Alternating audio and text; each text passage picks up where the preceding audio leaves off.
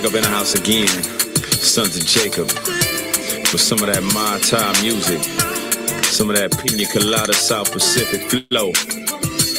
You know how we do it. I'm down with the IQAhmath, CR Savage, and I go by the name of the business. Check it. Yo, my mind state is elevated, meditate on the things created, and now I move with the smoothness of the heavenly movements. Keep this music so my people can move to the rhythm. My lyricism will hit them with the words of wisdom. So many questions, my mission is to give you the business. Spiritual fitness is found in the biblical witness, left in a book on a page, forever we gaze, looking for answers in the maze, sinister days, foul ways we paper chasing the paper that's worthless. Looking the surface is these crackers satanical purpose. Who do you follow and what you believe? Cause I breathe a prophet's breath from the scriptures I read. I wear my heart on my sleeve, but I love my people for show. Did they get to tripping and I'm laying them down on the floor? Israel, let's go. We giving death blows. Roll through the hood, sipping XO with a blessed blow. Yes.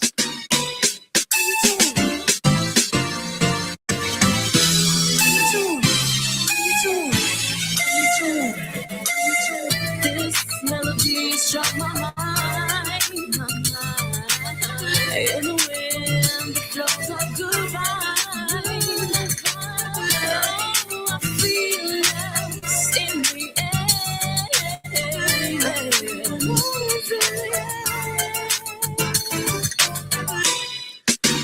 Brothers and sisters, go get some of this Israelite loving, girl.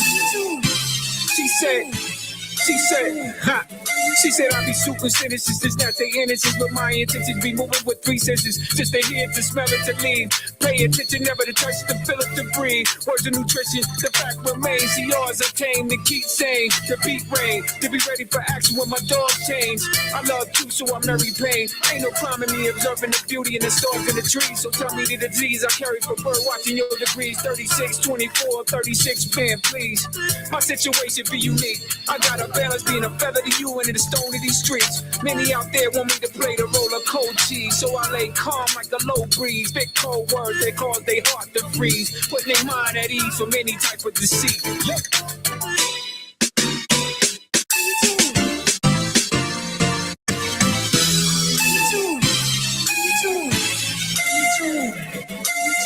This melody struck my mind. In the wind, the flows of goodbye.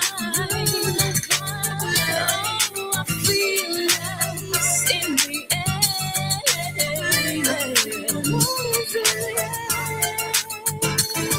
Yo, let's begin with this.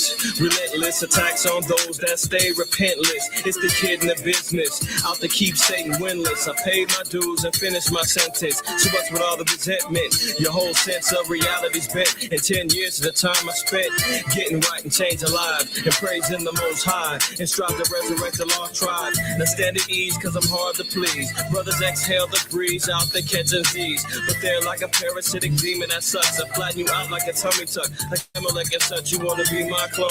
Let the truth be shown, how you all get blown. And then I piss in your tombstone. Born alone, die alone. I'm a saint coming for the throne. A chicken with the scripts and you can send her home.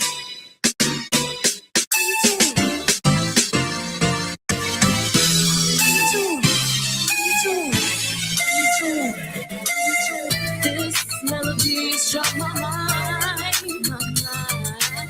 In the wind, the flows of goodbye. Oh, I feel lost in the air.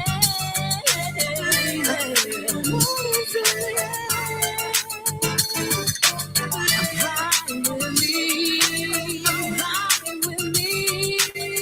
There's love's in the air. I love you, you love me, music.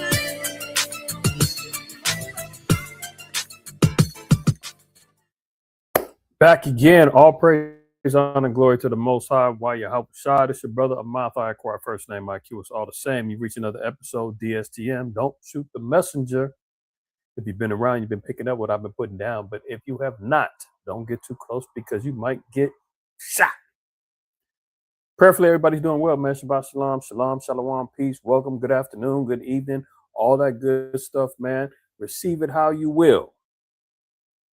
salutations to the saints that's in the house. Everybody that's been tapping in through the chat. You say I'm choppy and pixelated. The heck is going on here, man? Choppy and pixelated, huh? Is that for everybody? Let me look on my.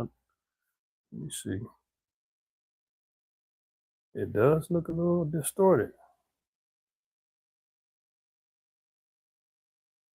Oh, let's see. You know what? Let's see something.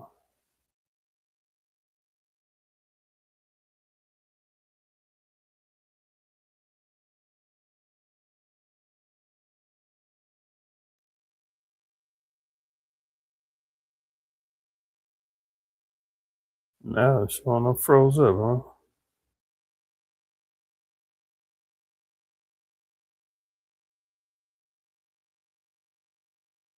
Well, most I would have, man, it'll start improving a little bit. I'm not exactly sure what's going on. My internet seems to be all right. Looks like everything's solid. I'm not exactly sure why the picture is coming out as it is. Looks like it's gotten a little bit better. If it's a little better, I'm looking on my end. It looks to be a little bit better. If I'm coming in clear, everything sounding solid. I'm looking okay, all that other good stuff, man. Throw a 7 in the chat. Do your brother that solid, man. In the meantime, let me salute my family that's in the house, man. Shalom and Shabbat Shalom to Uziel, the house of Uziel. The house of Byron, Shalom to y'all. Brother Ron in the house, Shalom to you. Koaf in the house, Shalom, Shalom. Naquab in the house, Shalom to you. Ashar in the house, Shalom. There go my brothers from LV. Out there in Vegas, man. Zakar Taz, a doc in the house. Shalom to you and the family, man. Looking forward to seeing y'all later. Lahab in the house. Shalom to you, good brother. All right, so it looks like everything's coming out all right, man. So they sabotaging that internet, huh? Yeah, well, we know how that goes. But most I would have, man, look like them 7s is popping in here, man. So good deal, good deal. Looks like everything's rounding into shape. All right. So all praises, man, and Shabbat Shalom and Shalom to everybody else is gonna be tuning in as the day goes on and this episode goes on. You see the title, man. Hey, Putin strikes a NATO nation. Yeah. You hit up Romania, hit an apartment in Romania. That's a NATO nation. They're already scrambling, talking about, is this good enough for us to hit Article 4 to put NATO in active war in defense of Romania and all the other nations? Could this be the actual flame or the spark that starts up World War III? We already know that the proxy wars that's developing in World War III is already going on right now. But will this be the one that actually makes the European Union and NATO get active? We're going to see. We're going to see. Trump is attempting to bribe Iran, begging and struggling for a deal. We still got more information regarding the Ebola, so-called Ebola outbreak, the economy. Listen, y'all. I know we harp on some of these topics repetitively, but that's how it has to go down. When you're dealing with a stiff-necked, hard-head people, not y'all in particular, but Israel in general, you have to kind of pound the truth into them, right? Let me get this in, before we start. Let me find that in Ezekiel real quick. I believe it's Ezekiel, the 3rd chapter.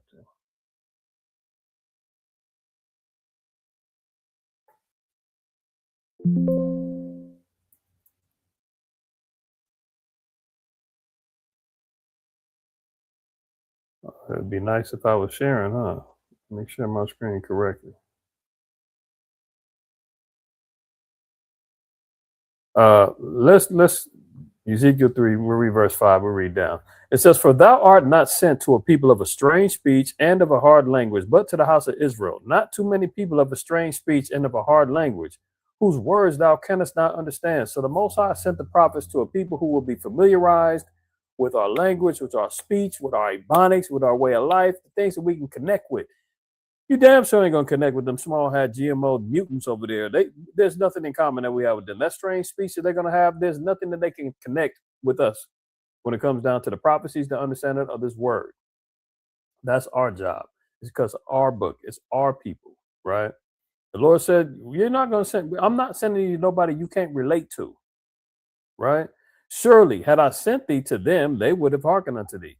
But the house of Israel will not hearken unto thee, for they will not hearken unto me. So the Most High was like, look, I'm sending you on damn near a mission impossible. Forget Tom Cruise, forget Ving Rhames, forget the movie, you know, the however many there's been so far, 7, 8 of them. No, the real mission impossible is what it would seem, is for the prophets and the men of the Lord to go out there and gather the hopefully elect men and to wake our people up and to get them to repent.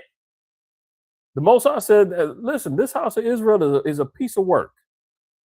They won't listen to me. Good luck. But remember also, he said in Nahum, I believe it's in Nahum, he said he's going to work a work in our days that will be performed even though we wouldn't believe, even though it'd be told to us. So in the fourth quarter, the Most High is going to make that opening and that stiff neck soften up, that hard head soften up, so that the elect and the chosen of Israel will receive the words of repentance and actually change their ways so we can get the heck up out of here.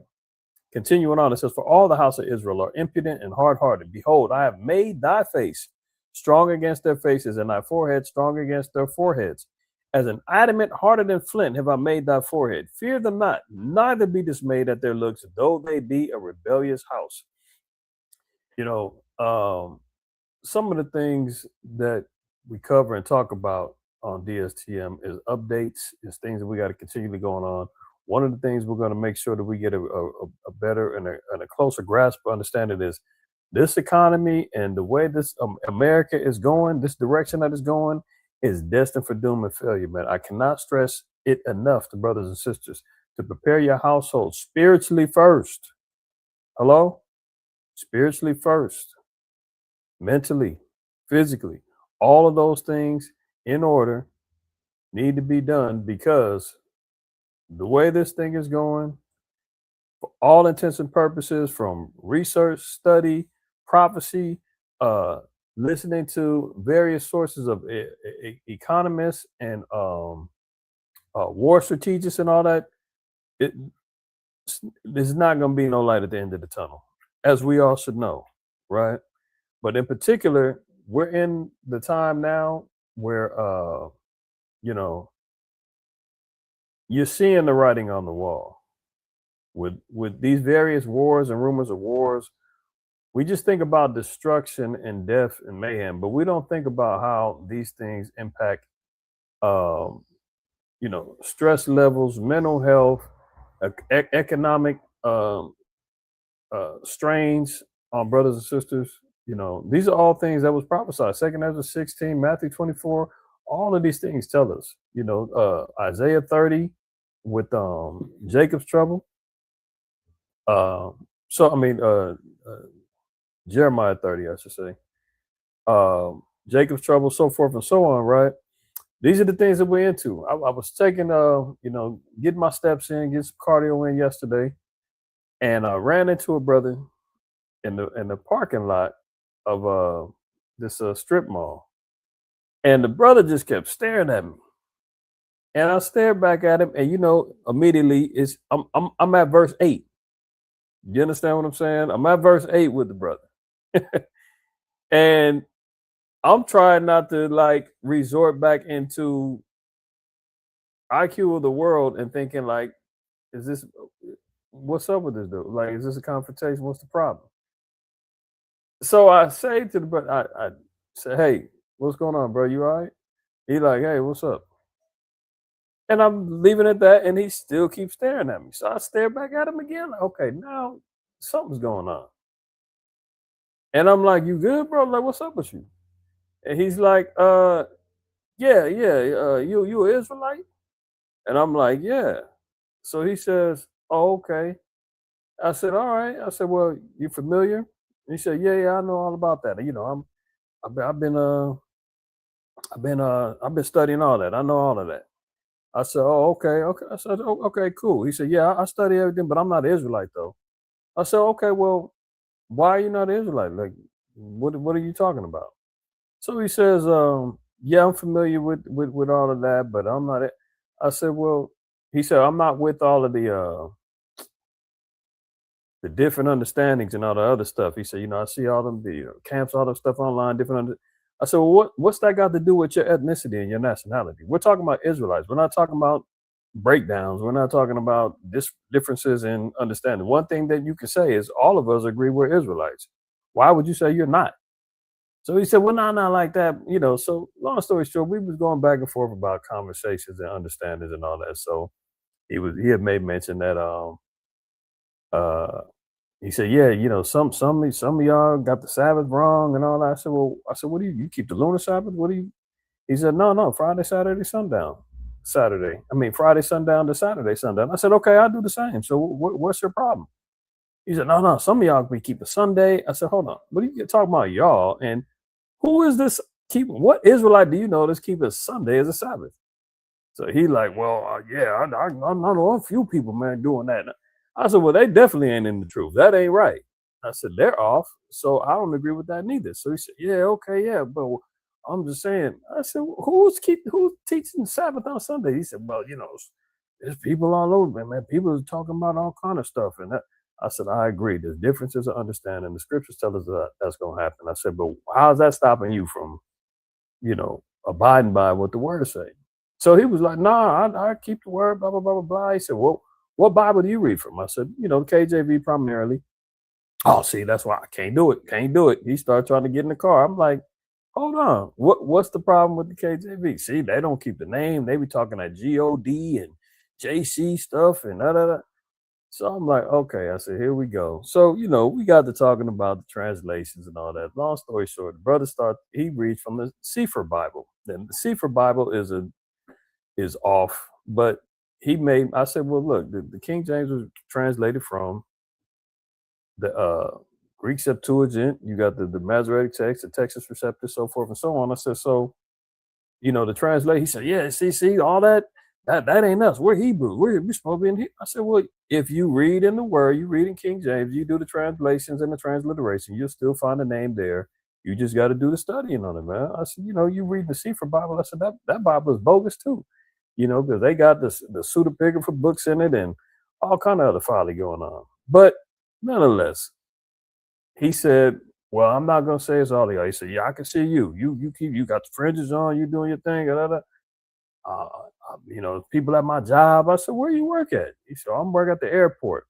So I'm going back and forth with this knucklehead. And then he goes to say, yeah, that King James, he was a homosexual and Shakespeare wrote the Bible. These are talking points that the 5%ers would use back in 20, 30 years ago. Plus, you got plenty of, I said, oh my goodness. And you claim to be in the truth and you did not do enough research to study. He said, I did all the research. I studied. I know it's a fact. He was gay. I said, so we start talking about different facts. I asked him if he read a few books like the Basilicon Duran regarding King James instructions to his son after his death and all that. And he said he read it. I said, well, who wrote it? He didn't know. The Jacob he lied, but he was a knucklehead. But at the end all be all, we pieced it up. I said, man, the end all be all, brother, can we agree that we need to fear the Most High and keep the commandments? He said, yeah, I don't have no problem with that, brother. I didn't mean to be contentious. We good, brother. I said, we good, man. Most High, when we bump heads again, we'll talk some more, But it just goes to show you, man, breaking down the walls of our people, whether they proclaim to be in the truth or not, or in the knowledge or not, we still have to continually fight to bust through them strongholds, man, that our people is caught up in. But again, it was still good to see a brother, whether we agreed on certain aspects or not, because like I've always said, in my earlier days in the truth, as a young man coming up in the truth, man, it was like finding the needle in the haystack, or seeing a damn unicorn to find somebody else in the truth that you can just randomly bump into and have conversations about the word and share a co-likeness of knowing who we are and really chopping it up in truth. So, but now it's becoming more commonplace, especially prepping for the Sabbath. You gonna run into somebody in the store. You gonna see a sister with her fringes on, brother doing something, moving around, pumping his gas. And it's glorious to see, man, that our people are waking up. And the thing is that we're waking up to the truth, that we're actually learning and applying it. And that's the thing that becomes, a little bit of an issue, So without further ado, I just want to get that little testimony, man. Let's open up. Let's do a little something different, man. Let's open up. We're gonna open up with reading of the Psalms, man. Let's open up with a prayer. Prayerfully, everybody, if you have not, I know some people have kept their Pentecost last week. By our count and by our intentions, our Pentecost will begin this evening. Going into tomorrow. So that's a glorious feast day. We're going to be celebrating this evening and transitioning over to tomorrow. So all praise, honor, and glory to the Most High for that. Prayerfully, everybody, if you're on the same calendar schedule as us, that you are as well in your preparations for such. Let's open up, man. We're going to read Psalm 71, and then we'll get into what's going on in the world. All right. Verse 1, it says, "In thee, O Yahweh, do I put my trust. Let me never be put to confusion. Deliver me in thy righteousness and cause me to escape. Incline thine ear unto me and save me. Be thou my strong habitation, whereunto I may continually resort. Thou hast given commandment to save me, for thou art my rock and my fortress. Deliver me, O my power, out of the hand of the wicked, out of the hand of the unrighteous and cruel man. For thou art my hope, O Yahweh power. Thou art my trust from my youth. By thee have I been holden up from the womb. Thou art he that took me out of my mother's bowels. My praise shall be continually of thee. I am as a wonder unto many, but thou art my strong refuge. Let my mouth be filled with thy praise and thy honor all the day. Cast me not off in thy time of old age. Forsake me not when my strength faileth. For mine enemies speak against me, and they that lay wait for my soul counsel together, saying, The Most High have forsaken him. Persecute and take him, for there is none to deliver him. O power, be not far from me. O my power, make haste for my help. Let them be confounded and consumed that are adversaries to my soul. Let them be covered with reproach and dishonor that seek my hurt. But I will hope continually, and I will yet praise thee more and more. My mouth shall show forth thy righteousness and thy salvation all the day, for I know not the numbers thereof. I will go in the strength of the Most High power. I will make my mention of thy righteousness, even of thine only. O Yahweh, thou hast taught me from my youth, and hitherto have I declared thy wondrous works. Now also am I, when I am old and gray-headed. O Yahweh, forsake me not, until I have showed thy strength unto this generation, and thy power to every one that is to come. Thy righteousness also, O Yahweh, is very high. Who has done great things, O Most High? Who is like unto thee? Thou hast showed me great and sore troubles. Shalt quicken me again, and shalt bring me up again from the depths of the earth. Thou shalt increase my greatness and comfort me on every side. I will also praise thee with the psaltery, even thy power, O my Most High. Unto thee will I sing with the harp, O thou Holy One of Israel. My lips shall greatly rejoice when I sing unto thee, and my soul which thou hast redeemed. My tongue also shall talk of thy righteousness all the day long. For they are confounded, for they are brought unto shame that seek my hurt. All praise, honor, glory to the Most High. That's a powerful prayer, a powerful psalm, because if you put everything into perspective in our daily walk, in our daily lives, and how we want to praise and honor and glory the Most High, and the things that we want to receive from him in these days and times is crucial. Not being put to confusion, staving off our enemies and those that speak against us. Those that have cast us off and said there ain't no hope in them, the Most High is done with them. Let's take full advantage of them. Speaking of all of our enemies that come up against us, and they're going to continually come like wild jackals and hyenas out there that smell blood. They're going to constantly come at us, man. All these demons, all these spirits, all these adversarial forces that move against us, they're going to constantly come at us, man. We have no other choice but to trust in the Most High, his power, and his prophecy. All right. So let's get to it, man. Let's open up your boy. I try to get a lie a week. Well, let's see if this qualifies. All right, the U.S. and Iran on the brink of a possible deal to reopen the Strait of Hormuz. We hear this. This might be about the 42nd time he said that we're almost at a deal. They want to make a deal. We got a deal. Let's find out if this is true. No peace deal is complete, but the U.S. and Iran appear close to extending their ceasefire by 60 days. And the ceasefire could lead to reopening the Strait of Hormuz. ABC's Olivia Rubin is in Washington with the details. Today, the U.S. and Iran on the brink of a possible deal to reopen the Strait of Hormuz. They negotiate. They're very good negotiators. They're crafty. But in the end, we have all the cards. According to U.S. officials, President Trump has been briefed. Now, remember, he said, in the end, we have all the cards. Okay.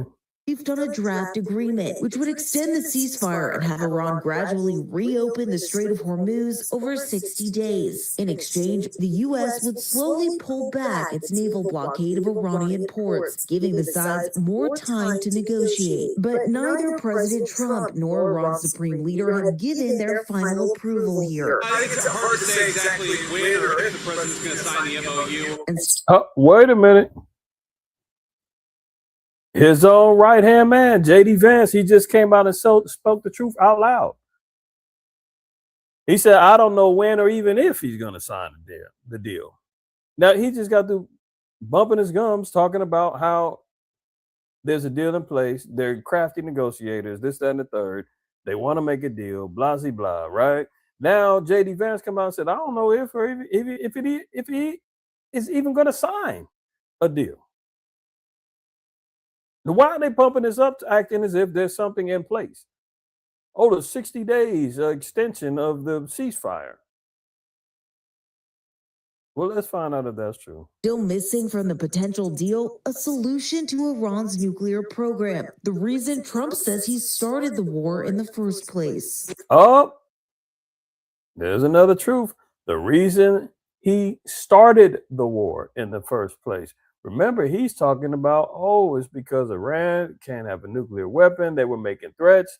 They needed to come save the small hats.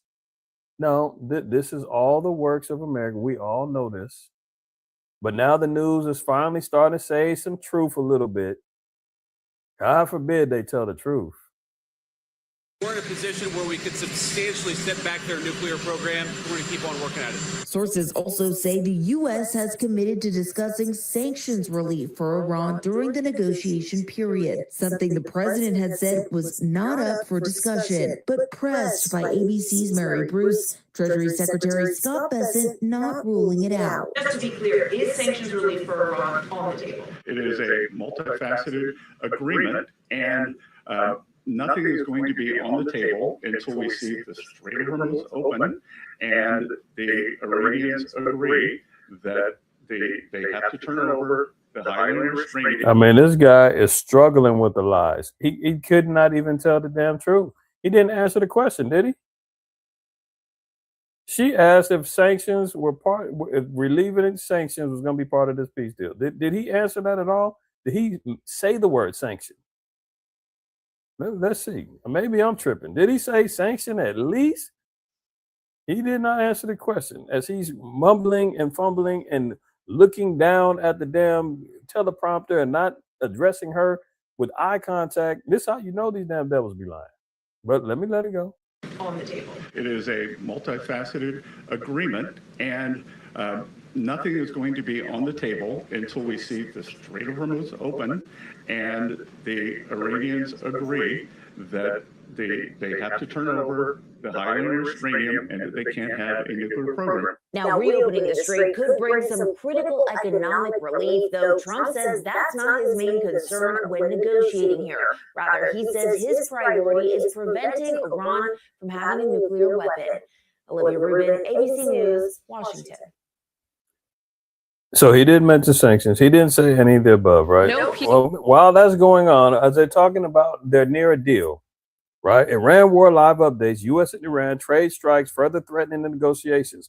So while they're out here promoting and talking about that there's a ceasefire extension on the table.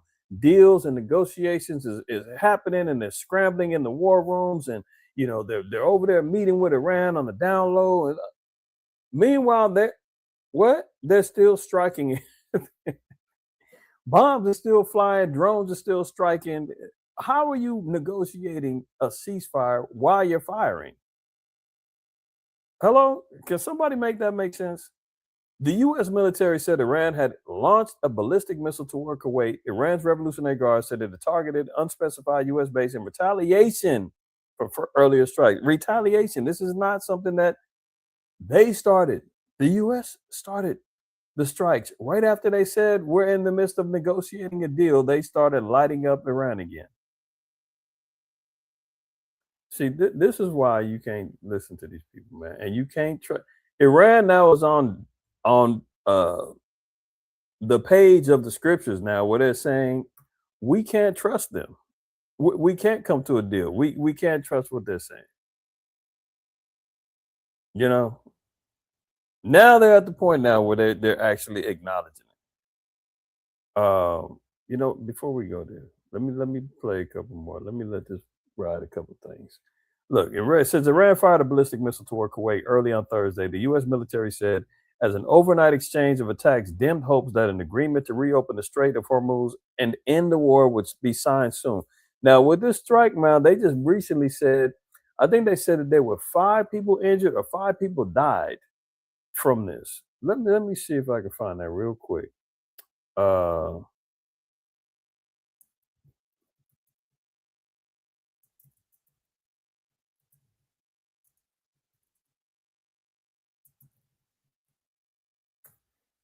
Let me see. Okay, injured.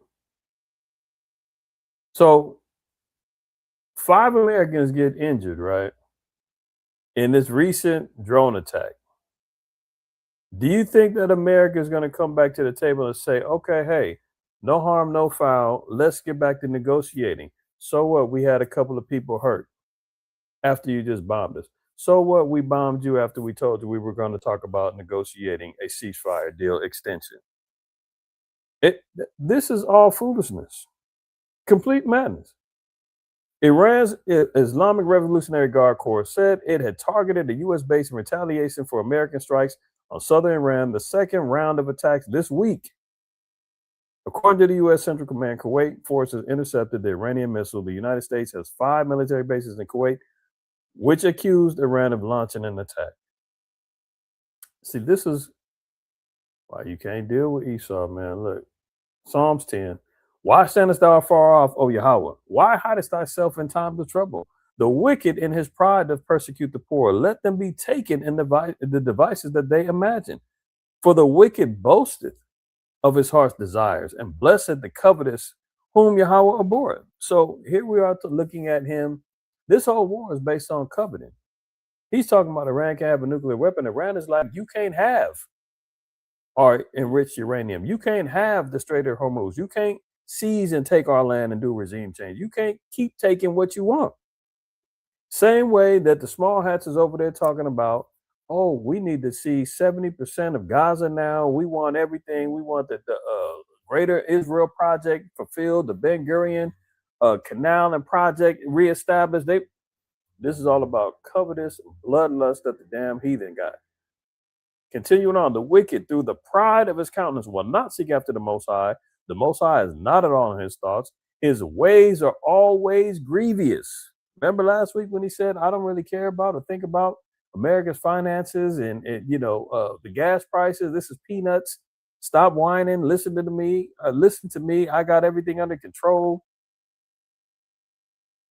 His ways are always grievous. Thy judgments are far above out of his sight. As for all his enemies, he buffeted them. See, that's why he said, I got all day. I'm not really concerned with what's going on in the strait. They're going to bow down. Remember, he said the only way that this is going to come to a close is if they bow down on bended knee, basically, and kiss the ring and cry, uncle. Remember, he said that? Verse 6. He have said in his heart, I shall not be moved, for I shall never be in adversity. This is him. This is the mind state of the so-called white man. This is the mind state of Agent Orange, the head orangutan in charge. Orange Bang, Agent Orange, whatever you want to call him. Full of mischief and vanity, man. All based upon covetous desires. Now watch this. De Joe 90s Top 500. De grootste hits uit de tijd van je leven. En elke dag fantastische Dragon Breath, let's see what he got to say. Listen very carefully. I don't think enough credit has been given to President Trump for his willingness to take on this global threat and do so through Admiral Cooper and our CENTCOM commander. Now listen to the spin of the narrative. He says, not enough credit has been given to Agent Orange for him being willing to take on this global threat, as if Iran was out here just bullying and smashing everything in his path. And finally, America steps up and says, I'll take the challenge. I'm going to be the one to stop it. This is the narrative. This is how he's trying to frame it, as if this is what's going on. He said, not enough credit is being given to Agent Orange for stepping up to the plate and accepting the challenge. What challenge? We just heard them say that Trump started the war. Trump for his willingness to take on this global threat and do so through Admiral Cooper and our CENTCOM commander in a devastatingly effective way. And status as of right now is that any deal will be a good deal. And wait a minute now. Did you hear that? He says any deal will be a good deal. In other words, we'll accept anything if this could stop. We'll accept anything if we could do. Who's got all the cards? Didn't Agent Orange just say we've got all the cards? Now Dragon Breath. Social deal, restaurantdeals, dat is dineren. Dat is. Let me back this up, because every time I go out, it starts playing. Look, he said any deal is a good deal at this point, but they'll take anything to stop this. Job 15, verse 34. It says, for the congregation of hypocrites shall be desolate, and fire shall consume the tabernacles of bribery. We're going to see about the tabernacles of bribery, because I'm going to show you in a couple of more slides, right? How desperate America is to not be shamed in this war, to not appear to be on the losing end, to not appear to be vulnerable, to not appear that, the cracks in the armor of America is actually gleaming and everybody can see it. They're saying the quiet part out loud. He just said any deal is a good deal. Any deal. They'll settle for anything at this point. And Iran is sitting back and laughing, saying, get the F out of here. You can use and spin the media all you want to. Everybody can see and everybody knows the truth, man. As much as they run around talking about how much their leadership is in disarray and sowing discord with each other, and America's the ones having constant cabinet members and high chiefs of staff and lawyers quitting and running for the hills every damn week. Pulling the parachutes, man, jumping out the plane like, I'm not going down with this thing. I'm out. Congregation of hypocrites is going to be desolate. That's the hypocrisy, where they're saying one thing and doing the opposite. We've got a peace deal on deck. Meanwhile, send the drones, send more bombs. Oh, Iran is desperate for the deal. Iran is the ones begging. Meanwhile, they're the ones saying any deal is a good deal. Just name your price. We'll take it. Please stop it. Let him finish.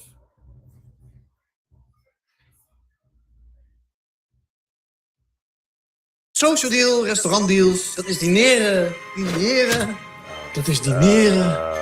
And I don't think enough credit has been given to President Trump for his willingness to take on this global threat and do so through Admiral Cooper and our CENTCOM commander in a devastatingly effective way. And status as of right now is that any deal will be a good deal.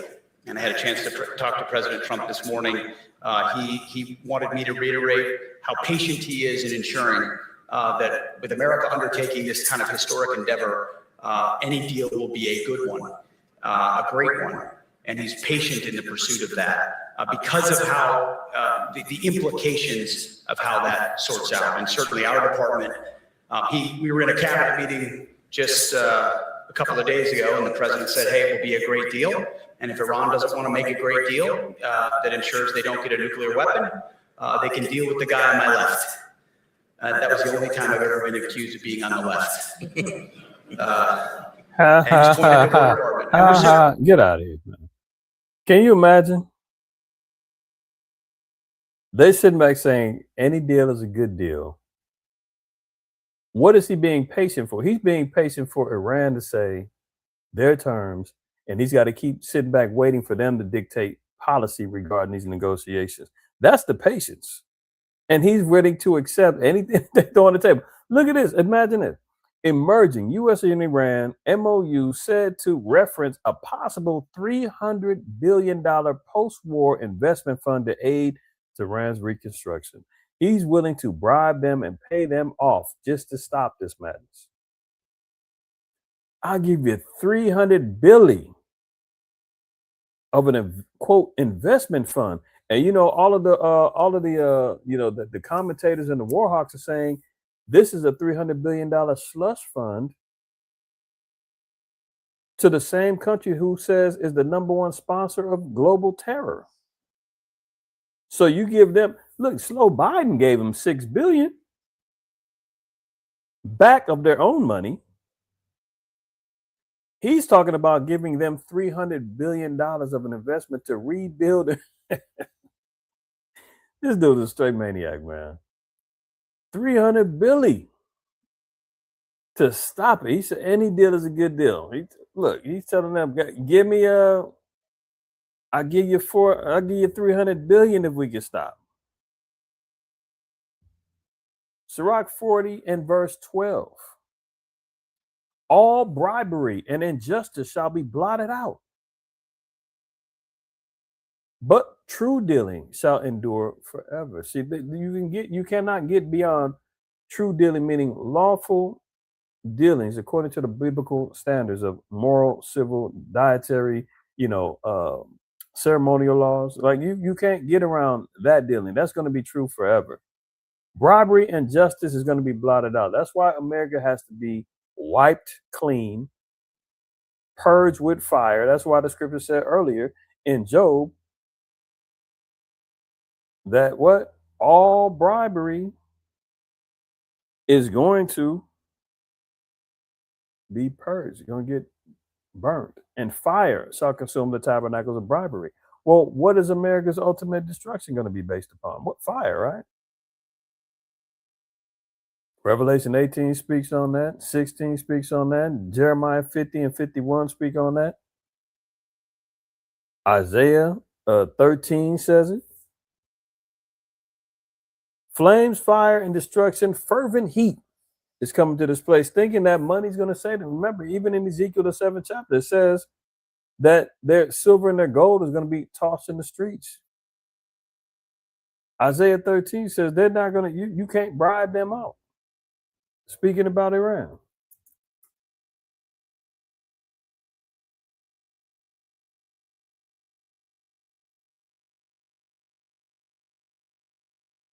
Where are we at? Isaiah 13, we're going to read 17 down to 19. It says, behold, I will stir up the Medes against them. Who are they talking about? Talking about Babylon. Ancient Babylon was destroyed. Wasn't destroyed, I should say. Ancient Babylon was overtaken with minimal destruction, minimal warfare. This place, this new Babylon that's being spoken of, it says that young man's going to be dashed to pieces. Women's not going to be spared. It's going to be overthrown as Sodom and Gomorrah. This ain't the same Babylon. Behold, I will stir up the Medes against them, which shall not regard silver, and as for gold, they shall not delight in it. This isn't a situation where America can actually buy their way out of it. You can't negotiate your way out of this thing. what was it? 3 weeks ago or so, he was talking about giving them, I think it was $10 billion of their own money back. I mean, it's not like you can bribe them and give them something that's already theirs. Remember, Slow Biden gave back that $6 billion, and they took it and did what they needed to do with it, right? That was their money that was frozen. He talked about Obama giving him $400 million and talking about how bad of a negotiator he was and how soft Obama was. This cat's talking about $300 billion now, and it still can't move the needle with them. That's why Hexef is like, any deal is a good deal. Shit, we done offered them $300 billion. They ain't moving. Their bows shall dash the young men to pieces, and they shall have no pity on the fruit of the womb. Their eye shall not spare children. And Babylon, the glory of kingdoms, the beauty of the Chaldees' excellency, shall be as when the Most High overthrew Sodom and Gomorrah. And we all know what happened there in Genesis 19. We all know what happened there. Brimstone, flames, and destruction. So good luck with this whole little negotiation that Agent Orange is doing.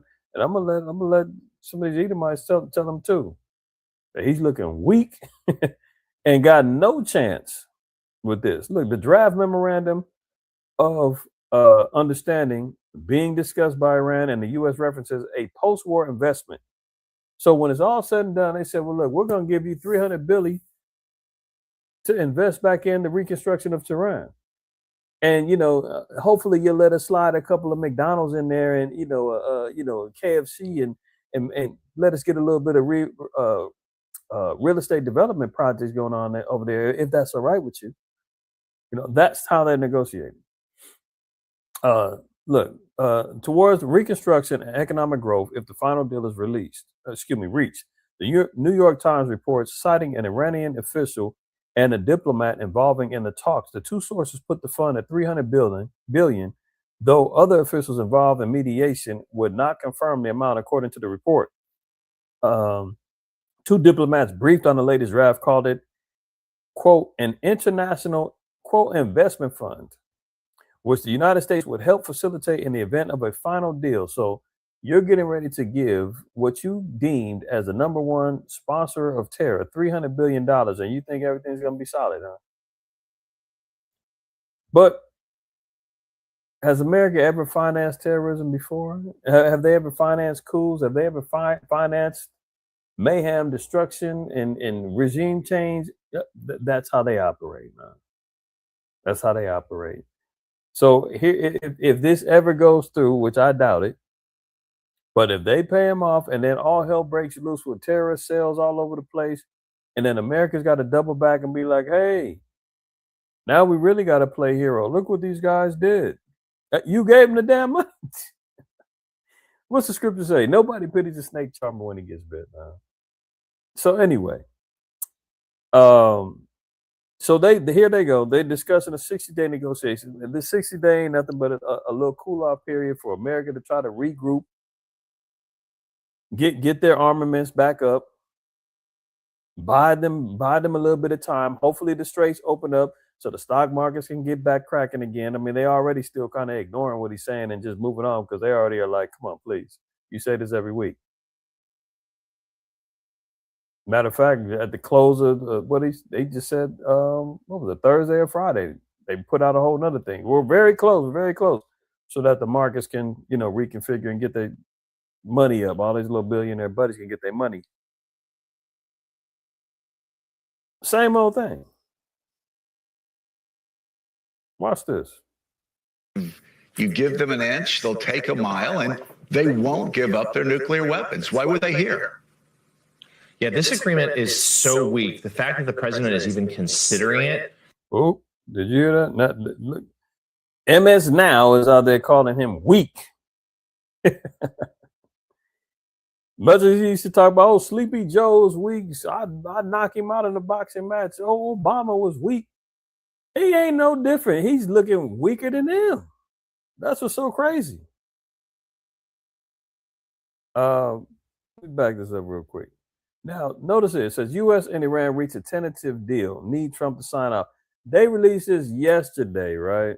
Just so that the markets can react and they can make sure that the money stays flowing with all the corporations and the big banks and all that other stuff, right? If they said no deal, war is imminent, about to kick back off, everything would crash and crumble in a hot second. So he keeps playing these games, manipulating the markets, throwing out headlines to try to get people to the markets to react, to try to keep the economy that's pretty much dead stimulated. Inflation is going up like crazy. All the credit card delinquencies, bankruptcies, repossessions. We just seen 40,000 homes got repossessed by banks, man. People are defaulting on student loans, you name it. Gas, food, power, electricity. We all see it, all feel it. We're all living it. He's saying, don't worry. We got a tentative deal. We're going to keep the strait open for 60 more days. We'll get things back flowing again. But let's see if how much that holds true. They'll take a mile and they won't give up their nuclear weapons. Why would they hear? Yeah, this agreement is so weak. The fact that the president is even considering it suggests how desperate he is to simply move on from all things Iran. And let's be clear, more than anything, this is simply an extension of the ceasefire. This isn't really a deal. It is an MOU, and yes, it theoretically would open up the Strait of Hormuz. That would be the one significant piece, and the one thing that would be a win, let's say, for Americans. But even that has lots of caveats. Let's see if it stays open. Iran has shown they have the ability to menace that strait at any time, including in this past week. We have seen spasms of violence along that key waterway. But everything else, at least in this MOU, is pro-Tehran. The nuke stuff is kicked in. Everything in this agreement that they're talking about, this tentative deal, is pro-Iran. Iran has all the cards. He said they do. Okay.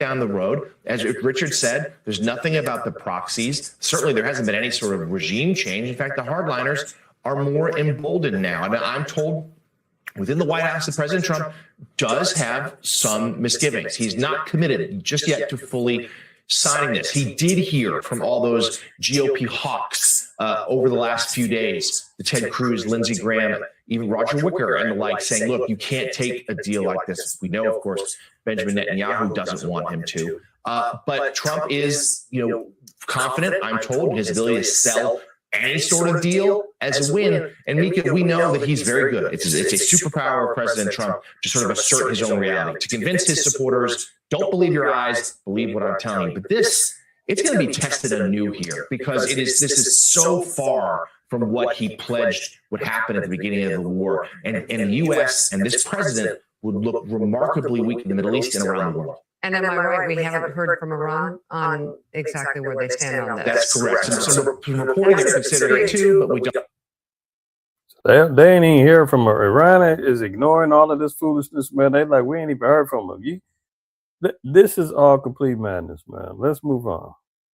Look, Iranian leader calls for Muslim unity and says death to America will become a common slogan. Does that sound like they're negotiating? Does that sound like, a deal is on the table and they're close to accepting this? They ain't not listening to this foolishness, man. Iranian leader Mojtaba Khamenei issued a message on May 26, calling for greater unity across the Muslim world against the United States and Israel, saying that the chants death to America and death to Israel will become the rallying slogans of Muslims and the oppressed of the world. Oh, so they're including all the oppressed will be chanting this. Doesn't sound like they're willing to negotiate. Sounds like they're ready to keep it cracking. And America's biding their time, trying to extend, trying to negotiate, begging, saying anything will work, any deal will work, just please listen to us. Doesn't sound like they're ready to, it sounds like they're ready to get things going. Okay, let's move on. Netanyahu orders Israeli army to seize 70% of the Gaza Strip, violating a ceasefire deal. What else is new? What else is new? Now they want 70% of the Gaza Strip, violating the ceasefire deal. They've launched bombs back in Lebanon. I mean, these people know no bounds as far as being upright, being solid. And what's so interesting is I see a lot of these Edomite commentators and podcasts, they coming for Amalek's head. And they can say all this stuff, man, and how they not getting canceled is beyond me. But, the real people, we can't say nothing, man, before all hell breaks loose and channels was getting struck and slowed down and shadow banned, and, you get a knock on the door, or you're hearing clicking on your phone because somebody listening in, straight up. How they get, I don't know if they controlled opposition or what's going on, but everybody seems to be acknowledging and seeing how devilish them people are. Now look, they said 70%. They want 70% of the land. Why? Because they got the Greater Israel project going on. But the scriptures tell us as well. Micah 2, verse 1, woe to them that devise iniquity and work evil upon their beds. When the morning is light, they practice it, because it's in the power of their hand. Yeah, the earth is being given their hand to the wicked. The small hats are out here controlling various industries, from the entertainment to governments and policies to banks, you name it. They've got their hands in it, and they're getting away with bloody unaliving, as they say. They practice it, and they covered fields. We want 70% of Gaza for now. Eventually, they want 100%. They cover fields and they take them by violence. Oh, how they do that? They violated the ceasefire. Bombing all of the dang refugee encampments, starving them out, raping men in the prison. I mean, they doing all kind of stuff, man. And take them by violence in houses and take them away. So they oppress a man in his house, even a man in his heritage. So they're living up to the hype. They are living up to the hype. Ezekiel 35. Moreover, the word of Yahweh came unto me, saying, Son of man, set thy face against Mount Seir and prophesy against it, and say unto it, thus saith the Most High Power, behold, O Mount Seir, I am against thee, and I will stretch out my hand against thee, and I will make thee most desolate. I will lay thy cities waste, and thou shalt be desolate, and thou shalt know that I am Yahweh, because thou hast had a perpetual hatred, and hast shed the blood of the children of Israel by the force of the sword, in the time of their calamity, in the time that their iniquity had an end. You see some of these Edomites, man, who are rage baiting online and talking about they're tired of being blamed for everything, and victimhood of the black man needs to stop, and you need to just get over it, and I'm not to blame for your problems. I wasn't there. I didn't own slaves. Listen, man, the scriptures say that even in their complicity, they're being held accountable. The Bible says, man, prepare slaughter for their children. Psalms, I think, is 148 says, man, glorious him that dashes his little ones against the stones. So the Most High ain't talking about what you're doing right now. It's what you've been complicit in. It's what you benefited off of. And it's because of the fact that there has been a perpetual hatred. Even some of the Christian apologists and the Bible scholars that look at the curses, and they are now having to forcibly bow down and understand to our and submit themselves to our understanding. But they will say, well, it's your fault. You're the ones who disobeyed God. The curses fell upon you because you didn't do right. Don't blame me. I'm not a devil. Well, listen, the Most High said judgment is coming to them because of their perpetual hatred. It's nonstop. You build up a whole system of oppression, a system that favors you and denies us. They did a study, it had to be 5-6 years ago, maybe longer than that. Actually, it's been longer than that, at least 10 years ago. But they said it would take over 200 years for there to be an equality in the wealth, to minimize and create an equal wealth gap between blacks and whites. 200 years. That means they would have to stop their income and their prosperity through business and so forth. They would have to stop and let us it'd take 200 years for us to catch up. Over 200 years for us to catch up. That's perpetual hatred, man. Prison industrial complex, man. How many men is in there? Women locked up. The oppression that they've done to our women in particular. Forcibly sterilizing them in the penitentiaries. Black women, Native American women, they was doing that to them in the 70s. I mean, we're talking about a genocide of people when they came over here and conquered the lands of the island of Hispaniola, the Caribbean islands, North America, you name it, South Central America. I mean, that's perpetual. I mean, it's nonstop. There are people profiting right now, our own people, granted, but they're putting out the information. Okay, cool. Who are dedicated their YouTube channels on just black trauma. Black trauma constantly. This man, oh, so this brother got lynched down in Mississippi. Brother got lynched over here. Oh, sister got beat by the cop. Oh, this one that happened. Look at this news report. Look what happened to this one. Look, constantly. To the point now where it's just become viral moments that we're constantly seeing online of our people being victimized because of the perpetual hatred. Now, continuing on, it says, because thou hast had a perpetual hatred, and hast shed the blood of the children of Israel by the force of the sword, and in the time of their calamity, in the time that their iniquity had an end. So our iniquities were supposed to be accomplished. Remember Isaiah 40? Let's get that. Isaiah 40 tells us. You know, our so-called victimhood and our cursings was not going to be forever. There's an end to it. But when you have an opposition who says, no, not yet. I don't want to end to this. I'm not done with my rulership. I'm trying to extend my kingdom. They're trying to extend their kingdom through transhumanism, through population control, you know, unrighteous laws and decrees getting laid down, you name it. Their objective is to try to extend rulership. When all good things must come to an end, as the old saying goes.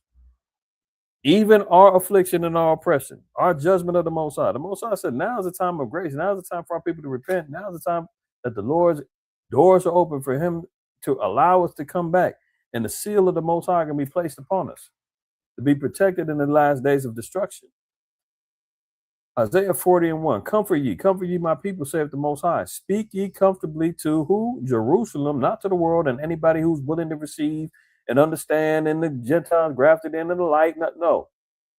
Speak ye comfortably to Jerusalem and cry unto her that her warfare is accomplished. That's part of salvation. Salvation is freedom. Salvation is comfort. We talked about that last weekend. Who needs this more than the Blacks and Native Americans and Hispanics historically? You know, you just had the Pope pop out and now apologizing for slavery and the church's role in slavery. Look, man, it's too late for that. It's too late for that. You pop it out now. Oh, I'm sorry. 100 plus popes before me wouldn't say this, but I'm going to say it. Those words are empty. It is much too late to say that. Too much blood done be shed. Too many lands have been swiped up and stolen. Too many of our people have been compromised and blindfolded and walking after your idolatrous doctrine. Too many kids have already been, violated. Now, what you can do is bust open that damn Vatican bank and start breaking bread. You really want to be sorry, man? Start having investment funds for us. Start having things that's going to be able to set up our people to have some security, and protection in these last days. I mean, do something. Don't tell them I'm sorry. That's how you know who we talking about. Warfare is accomplishment. The Pope had to pop out and say, sorry for the warfare we put you through. Sorry for our role in the papal bulls and the doctrine of discovery and everything else that we did. Too late, man. The Most High already said, our warfare is accomplished. That her iniquity is pardoned. For she have received of Yahweh's hand double for all her sins. We done paid our dues. Double times over. Right? But because there's perpetual hatred, man, he's going to keep on trying to stomp on us and knee to the neck. Let's read 36. And I want to read verse 5. Now it says, therefore, let's say of the Most High power, Surely in the fire of my jealousy have I spoken against the residue of the heathen and against all Idumea, which have appointed my land into their possession with the joy of all their hearts. See, that's the joy of the heart of the heathen. Net not a Jew and the rest of them proclaiming and saying 70% of gospel, we need that. Violate the peace treaty or violate the ceasefire. We're going to take it. Ben Gurion project, we want that. Greater Israel, we want that. What they call that? Project Paradise or whatever they called it with Jared Kushner and the rest of the small hats over there talking about they want to make an oasis in the damn tourist trap over there to rebuild.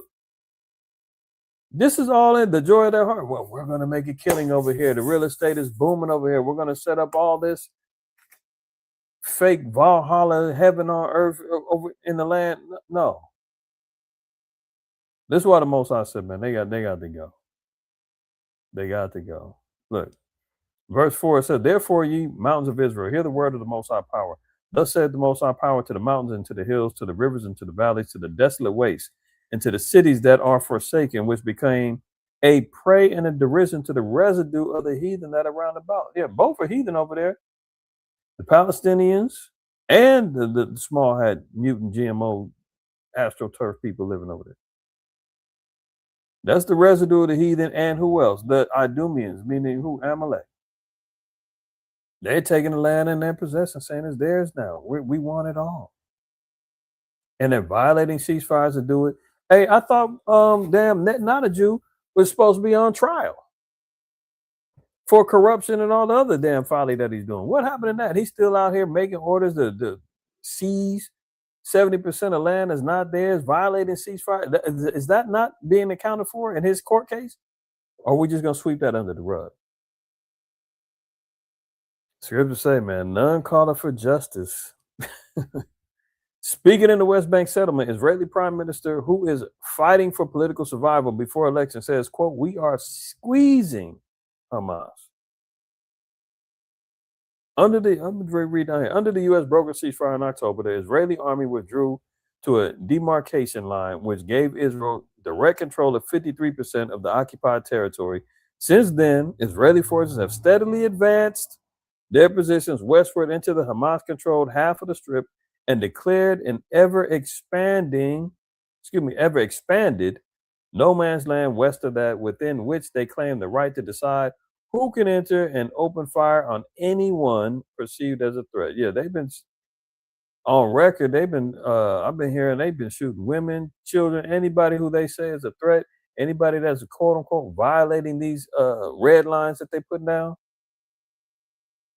with no repercussions. Meanwhile, this is all your man is thinking about. Trump fumes at Congress and courts for holding up his ballroom. This guy's a straight maniac, man. The president bulldozed the East Wing and remade federal panels that quickly approved his ballroom project, but he has faced barriers as he seeks to complete it. I mean, even the last quote-unquote assassination attempt, first thing he popped out and said was, this is why we need the ballroom finished. It's going to be great, Bulletproof glass, come on, man. This is all he's concerned about. Look, he didn't turn this thing into a whole complete circus, man. This is before, to the left, and to the right, this is what it looks like right now. But see, this is his obsession with his real estate development projects. Everything is like a Tonka, like a damn Lego set to him.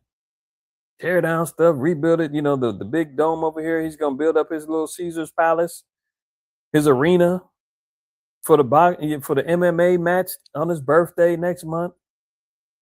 The West Wing, they done tore down so he can build up his ballroom. At whose expense? Remember, they were talking about a war tax, a ballroom tax, as if the people ain't drained already. This is all he's worried about. Oh, not only that, he's worried about this. Trump appointee puts a $250 banknote with his portrait.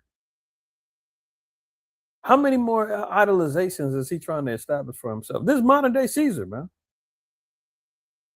Here you go. He wants a $250 note with his face on it. Remember the last one he had, and he put under himself, "In God We Trust." Complete maniac, man. He's ready to put. What happened to the Harriet Tubman? What was it? Harriet Tubman was supposed to be the new $20 bill. Wasn't that like 5, 6, 7 years ago? She was supposed to have her face on the bill. What happened to that? Negroes are so happy. They about to finally give Harriet Tubman on the bill, man. We getting our credit, man. Foundational Black America, we made it. What?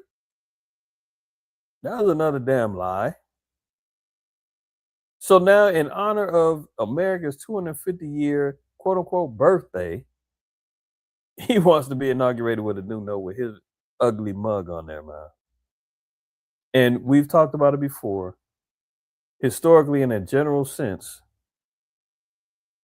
the downfall of each kingdom happens after 250 years. Each kingdom has an extension of around 250 years. And America's getting ready to celebrate their downfall. And the face of the downfall is right here. Orange bang, orangutan, Agent Orange, here you go. But this is his priorities. Remember, he said, I'm not worried about other people. I'm not worried about America's finances, the gas, all that other stuff. But put my face on the bill, get my ballroom done. I want the UFC fight cracking. This guy's a trip. Now look at this. Evacuation in progress. U.S. Embassy in Kyiv emptied after Russia attack warning. Russia, for this early in the week, have been telling European diplomats and all them, get up out of here. We're tired of what's going on. I watched, I forgot what it was. I seen some video, but it was a Russian correspondent. He was on Russian TV, or no, I forgot what his position was. But this guy, he was a Russian cat, man, and they was asking him, what's the sentiment of the Russian people with this war? Are they tired of the war? What's going on? And he said, yeah, they're tired of the war. It's been 3+ years now. But it wasn't in the sense of they wanted to stop. They were saying, why is Putin being so patient and playing games? Let's just bomb the hell out of them. Use nukes if we have to, and end this thing. That's how they want to end it. Not on some peace negotiations. They're saying, how come he hasn't been more aggressive?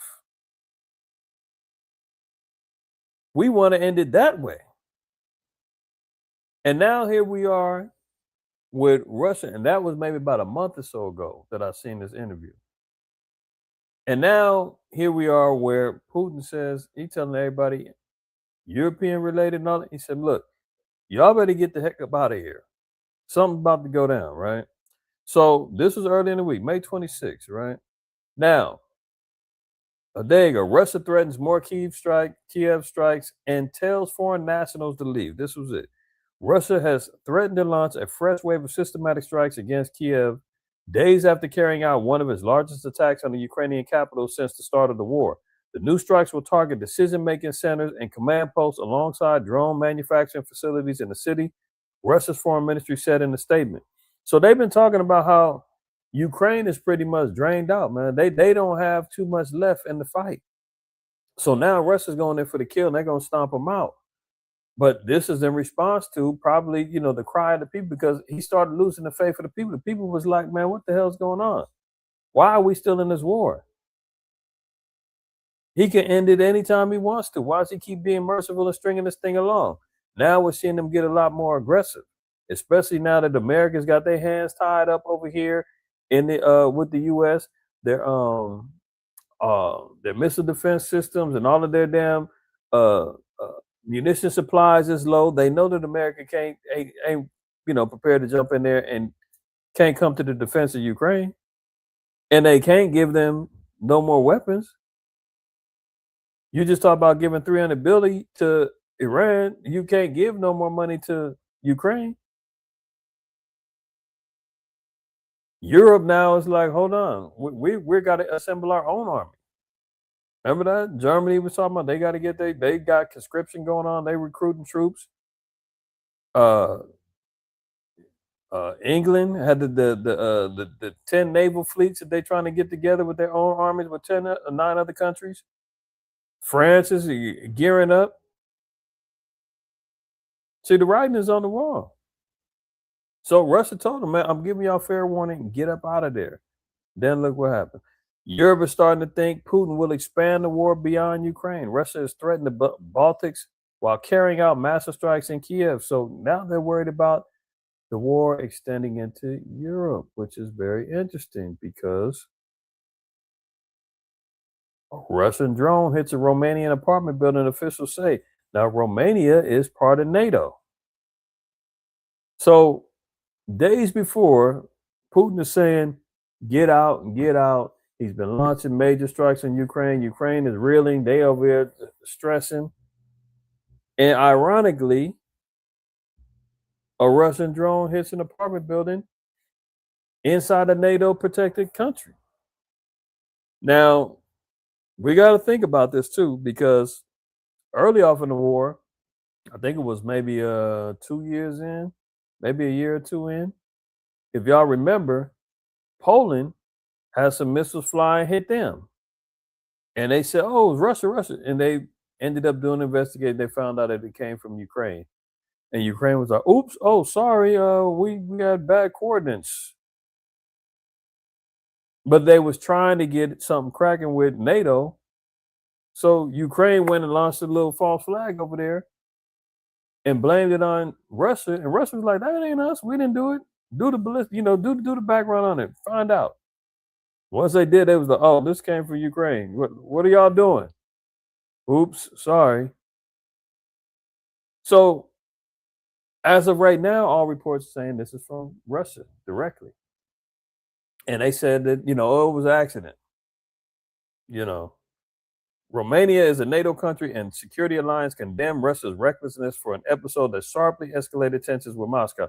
So it's possible. As of right now, they're saying that this is a Russian drone. All intents and purposes, this came from Russia. But we know that in times past, they've been blamed for something that they didn't do. And Ukraine is trying to, get some heat up off of them and trying to get NATO involved. Ukraine's been begging for Ukraine to come in and help them, even though they already have foreign troops over there helping them. American, British, French, they're all over there. So technically, the proxies of World War III is already on deck. They already got these particular troops involved. Fundings and weapons coming from other countries helping them. How are they not involved? I mean, imagine if I don't know where you wouldn't be held accountable if you're let's just say in terms of the mafia, you're the mob boss. You go send out a hit and you give the hitman a weapon. Hitman goes out, carries out the mission, puts somebody to death. By acts of RICO or by the acts of the trail of how did the whole crime happen, I'm gonna get blamed also because I ordered it and I supplied the weapon to do it. So the same mentality we have to have when we're looking at World War III and we're looking at what's going on. The proxy wars is going on. America is supplying weapons, NATO supplying weapons and money. They also have troops on the ground. The world war is already going on. It's just that the targets of the supplying countries aren't getting hit. Iran was supplying Russia with drones. I mean, it's already cracking, man. But now we're seeing direct hits to a NATO country. And now under Article 4, if any NATO country is under threat by way of war, all the other nations within the NATO agreement have to come help. That's an act of war. So are they going to take it as that, or are they just going to say, hey, that's pretty reckless. Be careful, Russia. We don't want to go there with you. That's what we're waiting on seeing. The true reaction. What are they going to do? By all intents and purposes, this is enough gas on the flame, man, to let it go. Let's see.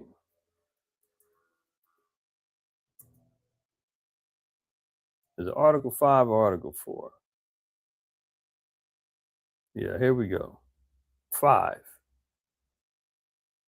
Article 5 of the North Atlantic Treaty states that an armed attack against one NATO member shall be considered an attack against all members, triggering a collective defense response. Okay? So it says since 1949, Article 5 has only been invoked once in response to the 9/11 attacks on the U.S. Of course, they're going to jump to the aid of the U.S. Will they jump to the defense and help of little old Romania? Or will they chalk it up and say it was just an apartment building? They didn't hit none of our military infrastructure. They didn't hit nothing that was really of significance. So let's calm it down.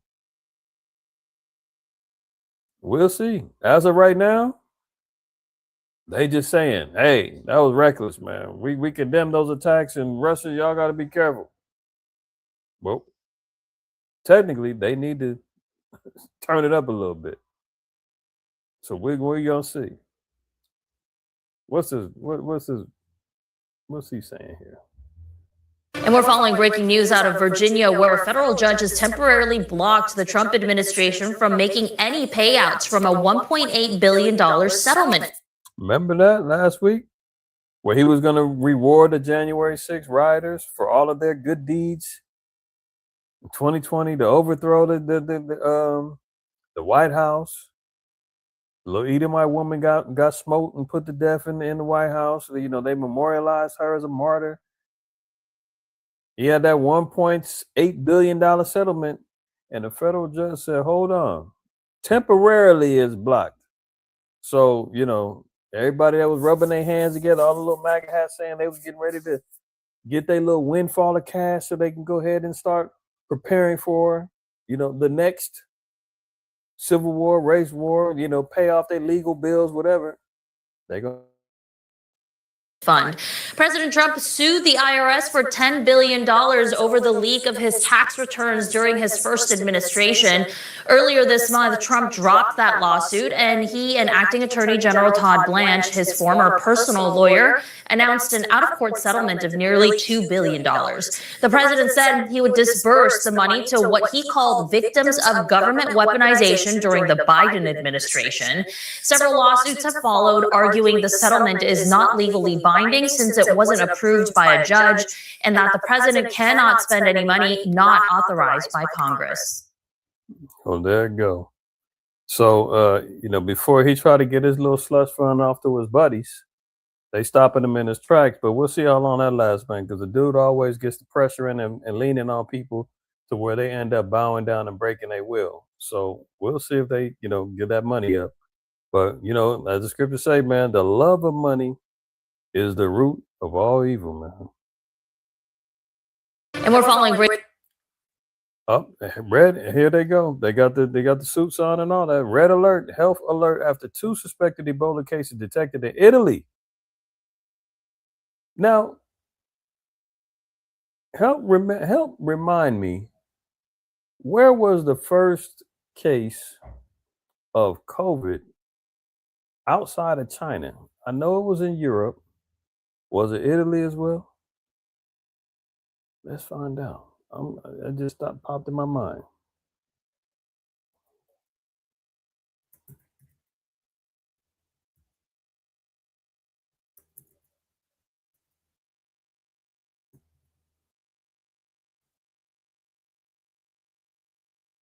Let's see. Oh, Thailand. Where else? I knew it was someplace. Where was the first case of COVID? And let's say Europe.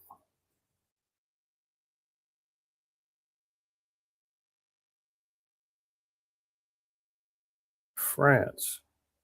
I guess I was off on that one. I could have sworn there was something that happened.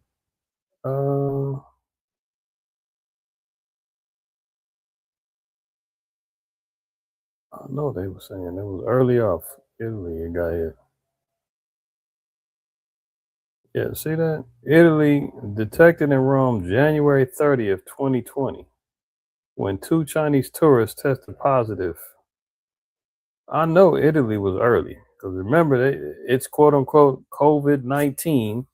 They didn't announce all the panic until the 20th. till 2020. See here? Well, yeah, I know Italy was up there.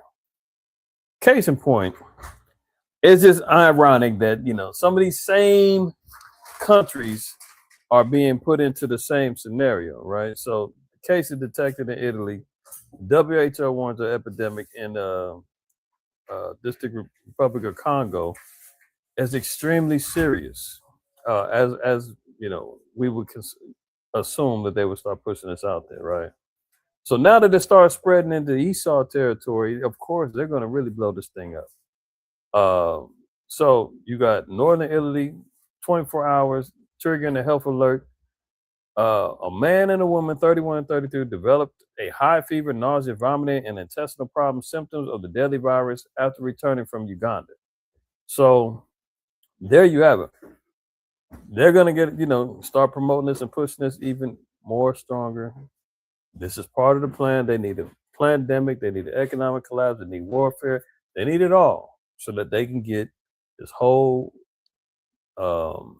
digital beast system grid lined up, put everybody in subjection to fear, quarantine, so forth and so on, right? So that they can start implementing the new so-called plan, Agenda 2030, all that good stuff we talked about for years now. And look what Agent Orange is doing. Trump to ship potentially sick Americans to foreign countries. So not only is he utilizing ICE to get rid of the so-called migrants, man, and sending them to different countries. You still got individuals, man, that's been banished and sending them off into Kenya and other countries that still ain't made their way home yet. Remember that with immigration? They were shipping people out of the country. The ones that wasn't going to put in detention centers and all that, they were shipping them out to different countries. Now he's talking about potential sick Americans. I'm sending you out to this guy's sending you out to a whole different country. Maybe trying to send them to Kenya. If you're sick, you're developing symptoms, no more quarantine, just get out the country. But look, Kenya fought back. Kenya says no. You keep them sick people over there. Don't try to send them over here. Kenyan court suspends plan for Ebola quarantine unit for Americans. The order came after the U.S. official said that a 50-bed facility was being established in an African country to house American citizens exposed to the virus. I mean, that only goes to show you, too, man, how Esau is running the world. When the scriptures talk about the earth being given a hand to the wicked, what other country can have the audacity to send their quote-unquote sick and diseased people to a whole nother country and say, y'all take care, you take them over there. We don't want them over here. We'll build up a 50-bed facility for y'all to house them and take care of them over there. But they ain't staying here. High Court in Kenya has temporarily suspended. See, nothing is permanent. They can only make a temporary announcement. They can only pause it for temporarily while they're fighting in court. Temporarily suspended the establishment in the country of an Ebola quarantine unit for Americans, dealing a blow to the Trump administration's plans to have the facility operational on Friday. Can you imagine? He said, man, get up out of here, man. You sick? You gotta go. You got Ebola symptoms? Look, and some of these are kind of common. Don't know if they got it or not, but sudden onset fever, headache, muscle pain, vomiting, sore throat, weakness, bloody diarrhea. Good Lord. Yeah, they talk about, man, blood coming out your eyes, ears, all this. In some cases, both internal and external bleeding throughout nose, mouth, ears, gums, and other openings. That's what makes Ebola so crucial. When you get the blood coming out your nose, your eyes, your mouth, ears, diarrhea, blood, that'll put the fear of the Most High in anybody.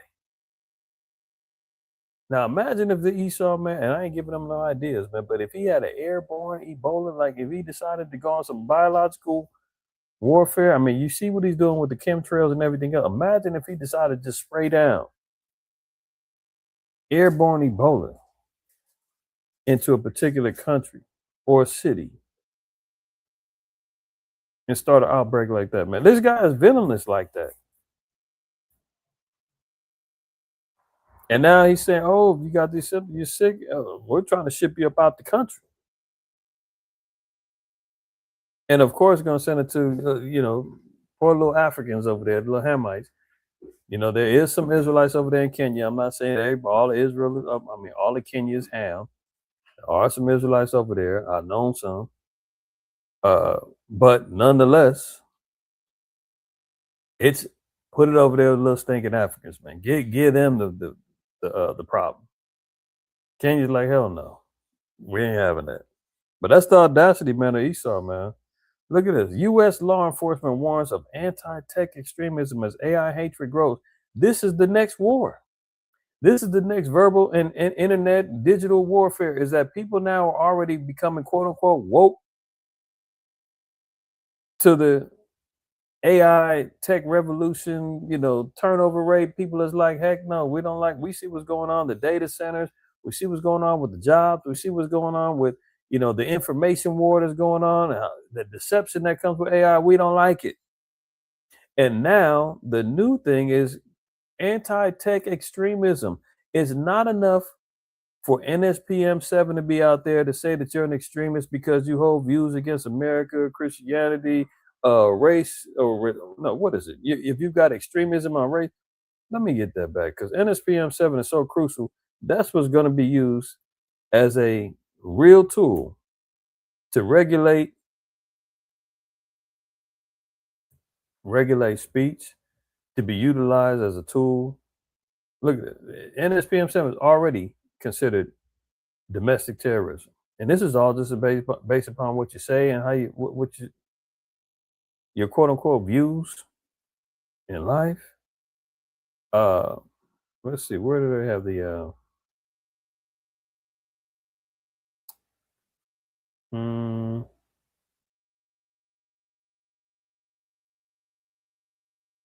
let's see, the content, actions, background. Let's see what the actions are.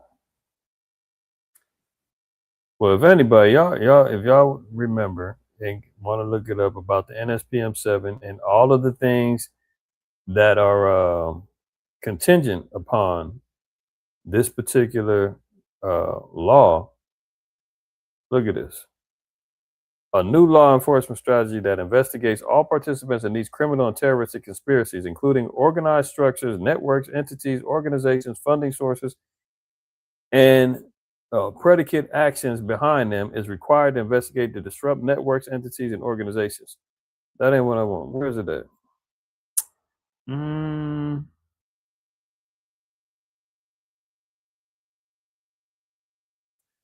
Look at this. Common threads in animating this violent conduct include anti-Americanism, anti-capitalism, anti-Christianity, support for the overthrow of the United States government, extremism on migration, race, and gender. This is key, especially when we're talking about biblical doctrine.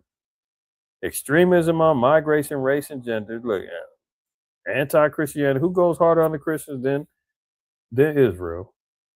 Right, and trying to get our people to wake up from the dogma that comes with that religion. It's not the people, it's the doctrine that has our people confused, that we're trying to wake our people up to. Before you know it, you get to talking about Caesar Borgia and the fake white Christ and all that. That's going to now be categorized under NSPM 7 as terrorism. But see, now they're broadening and extending the goalposts even more, to where you can't even speak. They don't want you speaking about how anti-tech you are, how against the AI boom you are. So not only can you not have these particular personal views, they don't even want you speaking against the tech revolution and the beast system. That's the point. Where every and all manner of quote unquote seditious behavior, language, talk, organizing is going to be looked at. They're just expanding the net. So you can say, man, I love them, man. I love sodomites. I love everybody. It doesn't matter. I love everybody. God's people. But I don't like what's going on with AI. I don't like the technology. I don't like the billionaires that's profiteering. That same person who had the ideology of I love everybody, this, that, and the third, does not matter because you still are going to get caught in the net because you're anti-tech. As Americans stew over the looming risk of job stealing AI and data centers in their backyards, the feds are raising the alarm about a new category of threat documented, obtained by the Wired show. It is very similar to what they did with the so-called blacks when they did black identity extremism or black identity extremists back in like 2018. The fact that you wanted to know and identify who you are, having a quote unquote identity, was looked at as being extreme. A people that's been lost to their heritage, language, culture. We're in an internal war, trying to identify: are we foundational Black Americans? Are we indigenous? Are we indigenous? Are we Pan African? Are we Kemites? Are we Israelites? Are we just black? Are we niggas? Are we like? And you're gonna say we're being extreme because we're trying to figure it out? I mean, over here we done found out. We know what the truth is. Israel 1 through 12 all day. But when Esau steps in and says, oh, wait a minute, they're trying to figure out the truth. Hold on, we got to stop them. They're trying to find out who they are. If they do, it's over with. Stop it. That's extreme. Now you're in the database. Now you're part of the whole, paradigms that they line up and throw out there on the internet and have people, being subjected to lies and deceptions and agents of discord being implemented into the communities, and just to break it up a bit. But now it's about anti-tech extremism. So add that to the list of what you can and can't say or what's going to be held accountable when all hell breaks loose. So don't think you're playing nice by, we're not affiliated with any group. We don't do that. But meanwhile, you're heavy focused on AI and the problems that it's going to present to humanity and all that. You still will be lumped into the extremist categories and be subject to a camp, subject to a detention center when it's all said and done. Look at this. Will AI put us all out of work? It's finally time we start figuring it out. These particular headlines, man, they don't want you even having that discussion. Will it do it? Look at this. 99% of CEOs are planning AI job cuts. They don't want you discussing that. They don't want you to be concerned with that. Don't worry. They're going to have a universal basic income. You're going to be living in a 15-minute city. You're going to have tracking QR codes on your phones and attached to you everywhere you go. You have carbon credits that's going to be able to be taken away from you or given to you based upon your behavioral patterns and your buying and your purchasing. You're going to make sure that you're going to eat their particular diet, the abominable diets and frankenfoods all goddamn day. Don't worry. It's all lined up. And those who oppose are going to be detained or be put to death. So if this is anti-tech, this is all anti-tech extremism saying, hey, AI is over here taking over every dang thing. Hey, don't say that. That's extreme. But I just read 99% of CEOs are planning AI job cuts. They're coming for our job. 99% of them, almost all of them are on board with this. What are we going to do about it? Hey, don't even speak on that. That's extreme. Do you want to get put on a list? Do you want to get disappeared? SWAT team at your door right now. What were you looking at? What are you talking about? AI and the bots is already tracking every dang thing you do. The phones is listening in. Your smart TVs paying attention to you. Your refrigerator's telling you you're out of milk. Everything is already wired in, man. You got the smart home. If Alexa ain't talking to you, goddamn Ring is watching you. You name it. And if you say, hey, this is a bit much, man, I don't like it. I'm not comfortable. My identity is being, compromised and monitored and watched every minute. Cameras, microphones all over the dang place. Yeah, 1984 is here right now. They got the Minority Report precog system lined up doing pre-crime and all that other stuff. Facial recognition everywhere. And they say if you talk about it, man, that's a bit much.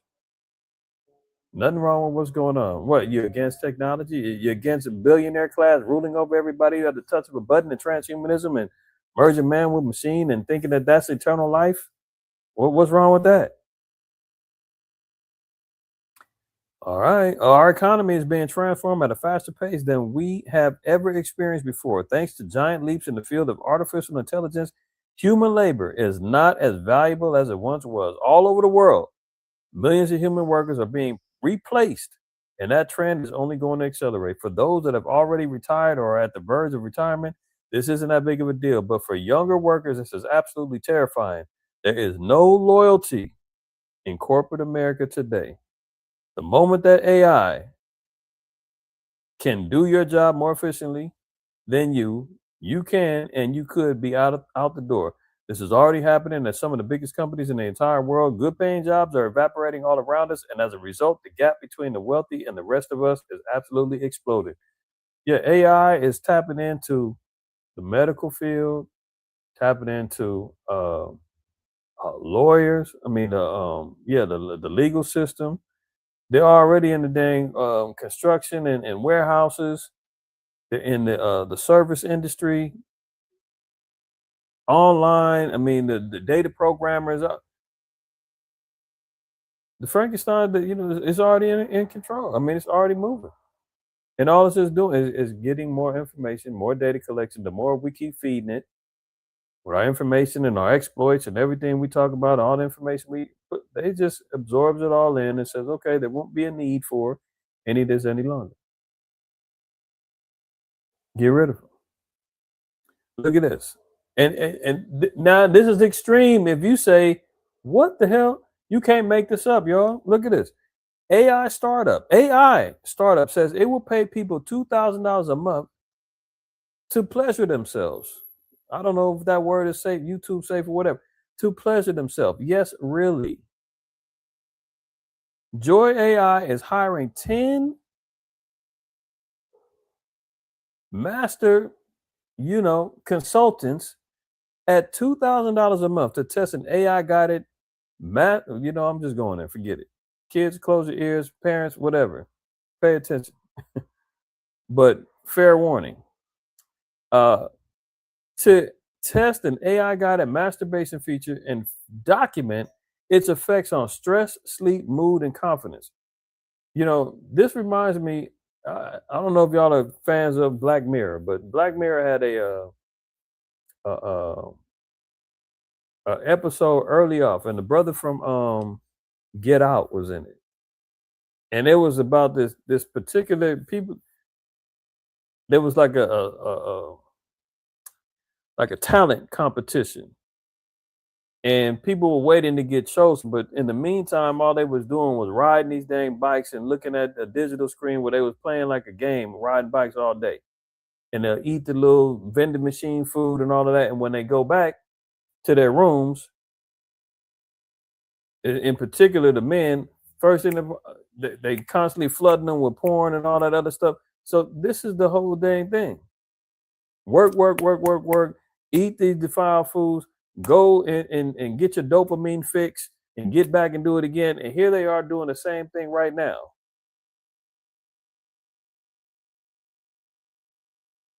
Paying people willing to pay 10 people $10,000, $2,000 to study them pleasuring themselves and to see how it affects stress, sleep, mood, and confidence, so that they can now enact it and say, this is good for the slaves. You'll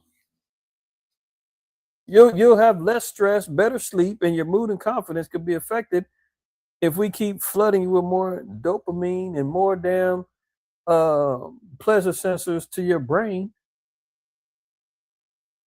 And if we talk about this, this is tech extremism to say this ain't right, man. This is evil. This is wicked. Like, what are you talking about, man?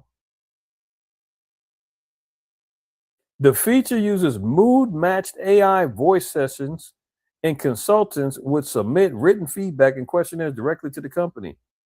Joy AI says the campaign is intended to collect product feedback while drawing attention to AI's growing role in sexual wellness and digital intimacy. Digital intimacy, what's that mean? That's the porn. That's the damn AI sex bots and all this other stuff, man. I remember years ago when they first displayed these sex bots at a convention in Europe, man. These damn maniacs broke the damn robot, groping and banging on it and doing whatever the hell they was doing, man. They broke the thing at the convention. It's bad out here, and this is where the AI is going to. 1 in 3 American men are not working in nearly a 20-year low. Here's what's behind the staggering statistic, right? So we just got to seeing 99% of CEOs are saying AI is going to replace you. We're already at a point right now where 1 out of every 3 men are not working. So job replacement, displacement is already going on right now. Eventually, you give it another 5 years, man, it's going to be 2 out of every 3. Then nobody's working. Everybody's a digital debt slave. Numerous labor trends are fueling the rates, including male-heavy industries like transportation, manufacturing, and other labor-intensive fields shedding jobs in the last year, according to the Washington Post. Increasing numbers of retirees and male students have also narrowed the working population. So they're saying heavy industries, transportation, manufacturing, labor-intensive fields, all of them been laying off. They getting rid of all their jobs, right? America ain't manufacturing no more. They're importing everything. That goes along with Revelation 18, with all the merchants of the earth living deliciously. They're importing everything over here. America's just consuming, not building, not making anything anymore, right? Now you got an increased number of retirees, people retiring early, people getting out the game, reaching of age where they can retire. Then you got people that guys that are just being students. They're not working. They're just trying to get their degrees. They're caught in that web, thinking that their education is going to get them a job when they get out. By the time they get that degree and $150,000, $200,000 of debt, there ain't no jobs left. They'll find that out later. But men who are no longer working because of a disability make up the majority who have left the labor force. So here's a whole nother thing. The majority, they said, have left because they're disabled, and or they've got what do you call it? Mental health issues. So if we're talking about disabling a community or a public, how are they getting disabled? Food, the air, the pollutions, the shots, everything. So population control, disabling people. I mean, all these men can't just be having a normal birth given, disabilities and all that. Something is declining the health of men.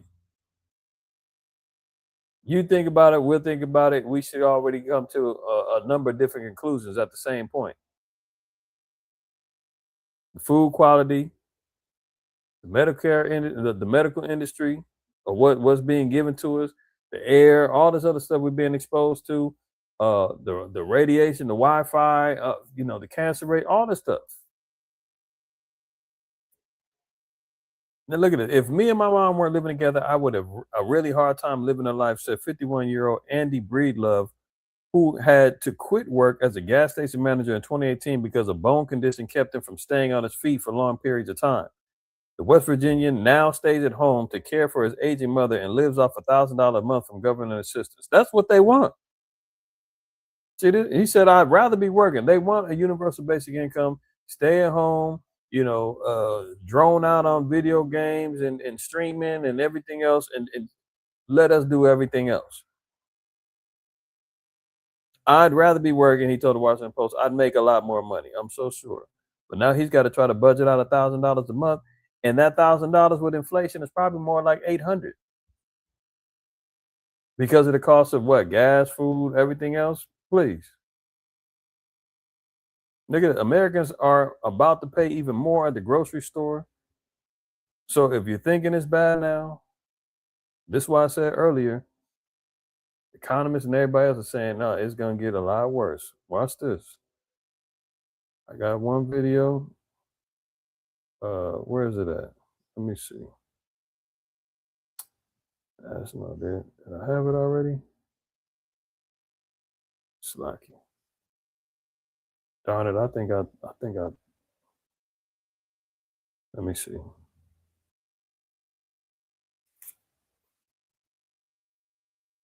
I think I had thought I had it queued up. My bad, y'all. Slacky. So poll numbers for the president. What is this? Get out of here, man. And now, as they say in the horror movies, the call is coming from inside the house. Let's see, CNN is about to blow him up. Let me look at this. Where is it? Where's the guy? I want to get to this real particular point, right? Now, here's one of CNN's economists. Listen to what he says about the what it's going to take for a recovery and for things to get back, prices to drop. Like, see what needs to happen for prices to go down. Let me, and this is very key. I want y'all to pay attention to this. Come back online. That's no joke. That needs to come back online very soon. Okay, so how long is it going to be before we actually start to see some relief? Look at this. This is where we were before the war started. This is where we are right now. There's a huge amount of time that it's going to take, according to the futures market, before we get back down to that sub $70 an oil level. Look at this, 2032. So you want $3 gas again? You're going to have to wait maybe 6 years. And so what does that mean for everything? Did you hear the newscaster? If you listen closely, when he said 2032, she said, "What?" This shocking to her. Again, you're going to have to wait maybe 6 years. And so what does that mean for everything? Look at this. Produce, clothing, airfare, gas, shipping, all of these rely on high gas prices, high oil prices. All of them are going to continue to be more expensive as long as this lasts. I'm sorry, did I hear you correctly? Did you say 2032? Yeah. So if you look at this, this tells you what the oil market is predicting prices will be in the future. We don't get back down to this level until 2032. That's the prediction. We'll see if that ends up being the case. But this is how you make $3 gas. Her face, she's in shock. They're talking about the recovery alone. For gas prices to go down, won't go back to quote unquote normal until 2032. That's how long it's going to take. If everything stopped right now, if there was a peace deal signed and everything got back on track, 2032 it would take for things to get back to quote unquote normal. Think about that. This is why we talk about, Jacob's trouble. Let alone within those 6 years, we got multiple wars on deck, escalations on deck. I mean, forget about 2032. This is, as they were coining the phrase during the COVID era, the new normal. This is what we got to expect. This is why I've been trying to impress on brothers and sisters, man, to prep yourselves and your households and your spirits in order for a long haul. Because if it ain't nasty already right now for you, it will be. It's like on Empire Strikes Back when Luke was begging Yoda to train him. And he said, "I'm not afraid." And Yoda said, "You will be. You will be." That's where we at right now. Okay. As another blow to anyone who's trying to be self-sufficient and trying to take care of you and your household and breaking away from the norms of relying upon grocery stores and meat processors to do your stuff. Look at this. Oregon moves a step closer to banning hunting and fishing as part of a proposed new animal cruelty law. So the forever progressive, state of Oregon, man. Uziel, you said this, and these Edomites up there, man, are so looped out and still living like they goddamn hippies. Here they go. They're moving towards banning hunting and fishing. This just pretty much goes into the framework of you being self-sufficient, desiring to be self-sufficient, trying to go, run a trout line and skin a buck and all that stuff that meter might be talking about. Now up in Oregon, they are pushing the issue to saying we don't want that. That's cruelty to the animals. I mean, since when? We've been living under a hunter-gatherer society since the inception of time, since the biblical narratives that's been laid down historically, and now leave it to Esau to say, hey, that's animal cruelty, man. We don't want you out there hunting anymore. But this is really a blow to those who are seeking to be self-sufficient, trying to get their own. They want us all getting from them, right?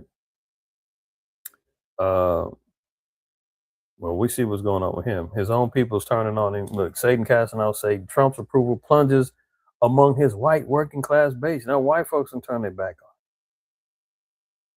his immediate base was those people, and now they like, we've even seen that you operate like the damn devil. We're out of here.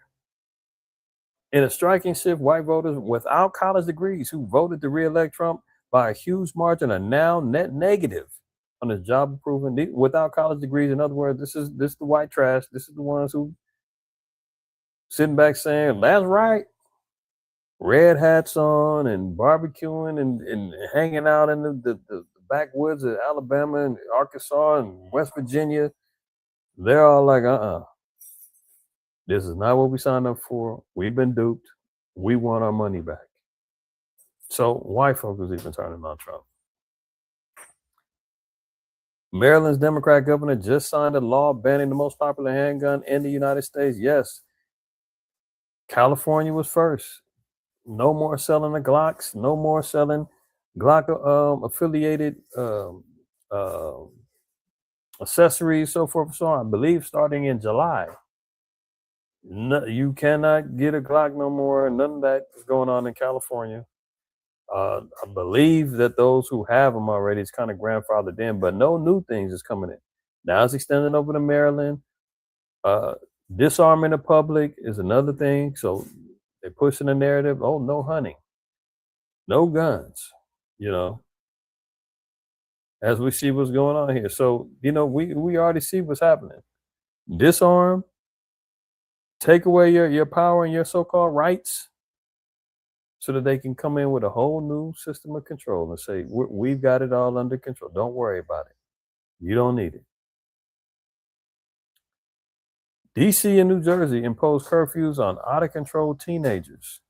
See, this if this ain't prophetic, I mean, look. What's that in? Isaiah?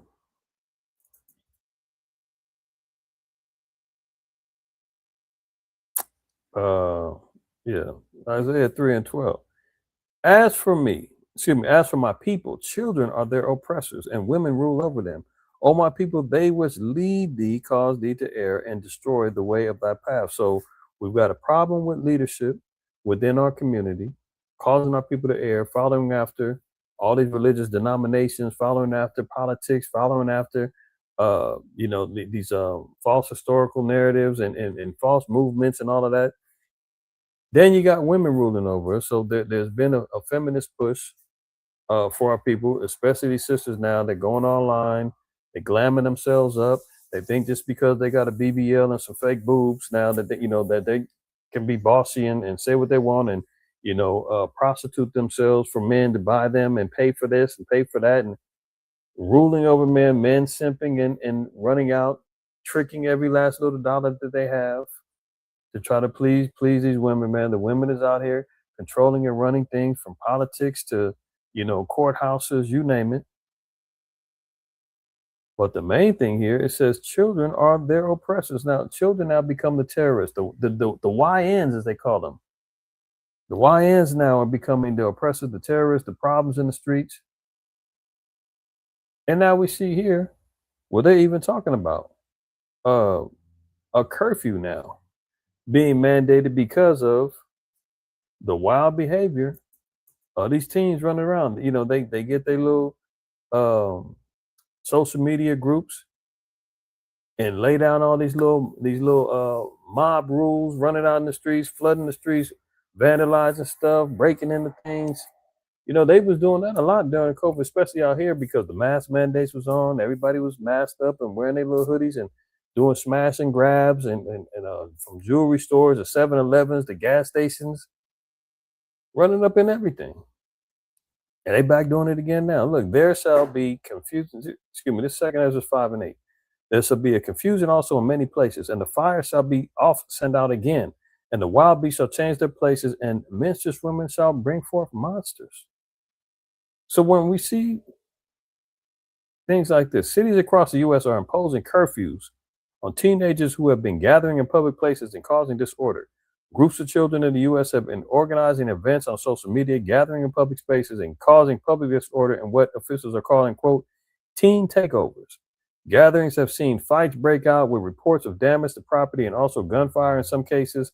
The trend has been reported in Milwaukee, Jacksonville, Florida, Chicago, Washington, cities along the Jersey Shore, and New York City. Last Monday, a fight broke out at a Chipotle branch in Washington with restaurant goers left trapped inside until police arrived and arrested 8 people. Yeah, this is what's going on. They even had